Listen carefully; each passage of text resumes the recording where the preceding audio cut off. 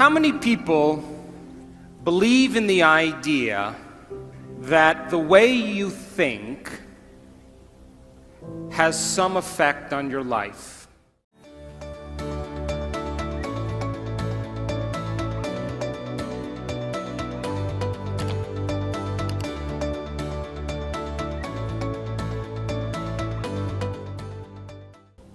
That your thoughts are intimately connected to your future.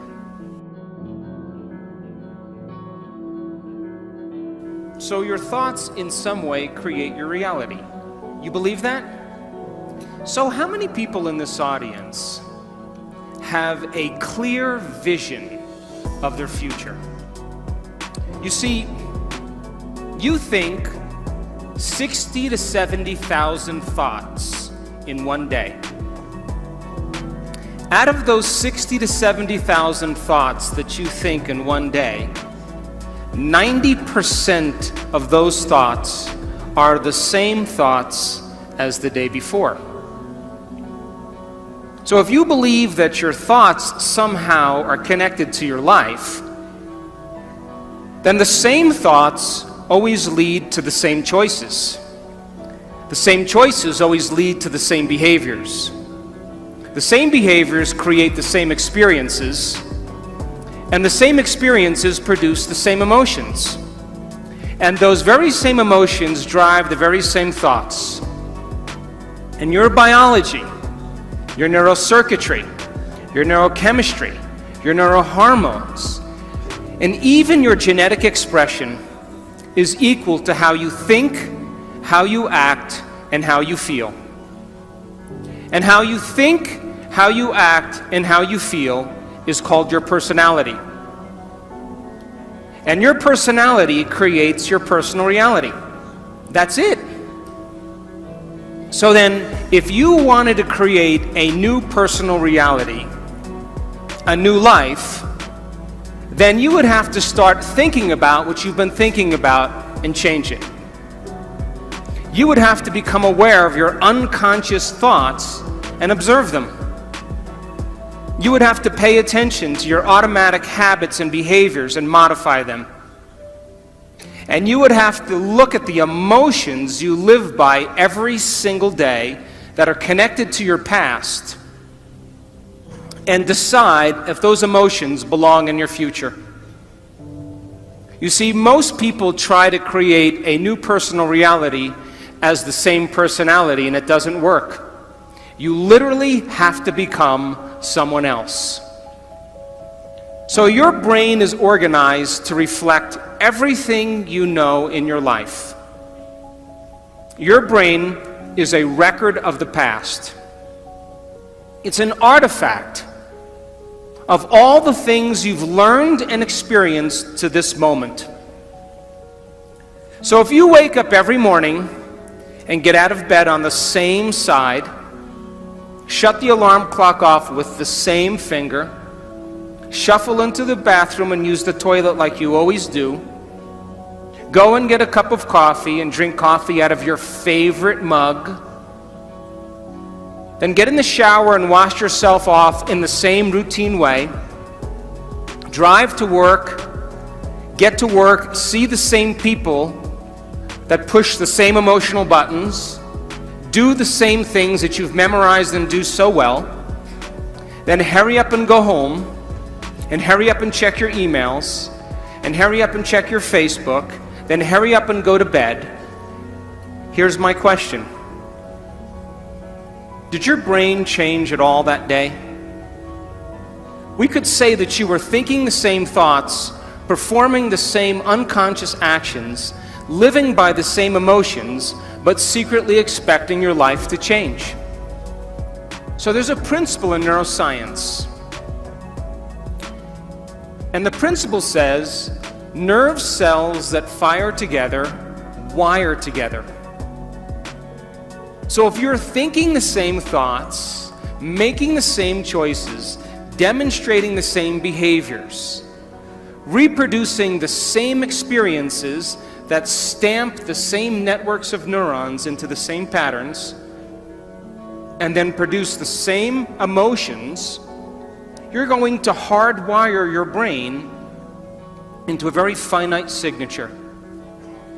Because as you fire and wire the same circuits in the same way, those circuits begin to become more connected.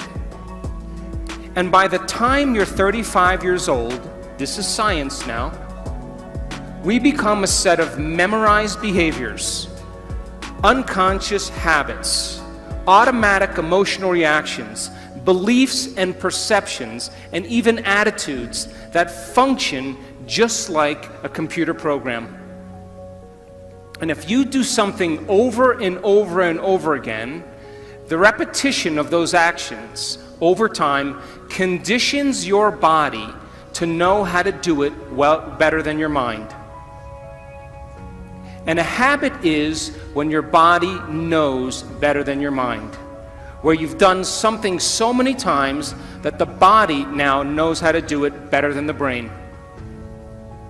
And so 95% of most people's behaviors, attitudes, thoughts, beliefs, emotional reactions are subconscious programs. So why is that important? Because you're here this week to learn new information. And every time you learn something new, you make new connections in your brain. That's what learning is. Learning is forging new synaptic connections. Physical evidence as a result of your interaction in the environment and the footprints of consciousness is called learning, making new connections. And the Nobel Prize laureate Kandel in the year 2000 found that when people learned one bit of information, they doubled the number of connections in their brain from 1,300 connections to 2,600 connections. But if they didn't review that information, if they couldn't repeat it, if they couldn't remember it, those circuits pruned apart in hours or days. So if learning is making new synaptic connections, then remembering is maintaining and sustaining those connections. And you are here this week to learn vital information about creating a future and be defined by a vision of the future instead of the memories of the past. Because if you are not defined by some vision that is bigger than you, and you are not passionate about that vision, then you're left with the old hardware of the past in your brain, and you will be predictable in your life. So would you agree then? New thoughts, new information should lead to new choices. New choices should lead to new behaviors. And new behaviors should create new experiences. And new experiences should produce new emotions. And those new emotions should drive new thoughts. And that's called evolution. So if your brain is a record of the past, and you don't have a vision of the future, then you are living in the past. And you will never arrive at that new future. So then if you wake up in the morning and you are not being defined by a vision that's bigger than you, and it doesn't get you out of bed and inspire you into possibility, and you get up living from the old hardware of the past and the old emotions stored in your body, do you know what's going to happen to you?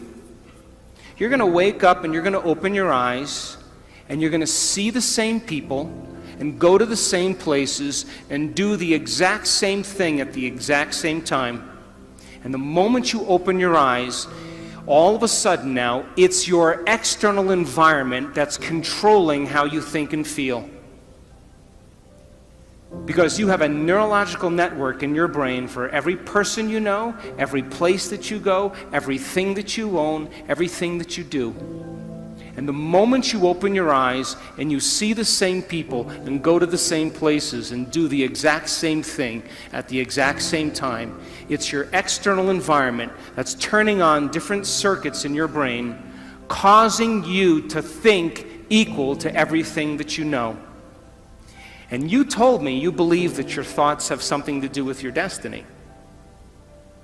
And as long as you're thinking equal to your environment, you keep creating the same life.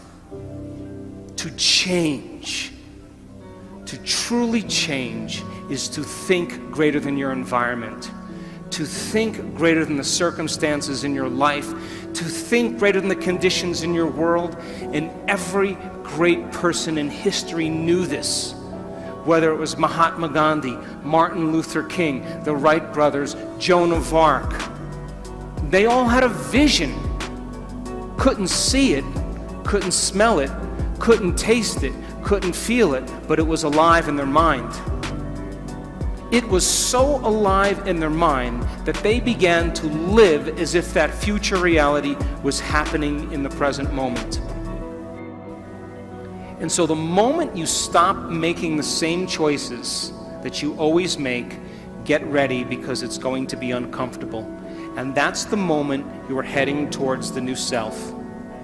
And we call it stepping into the river of change.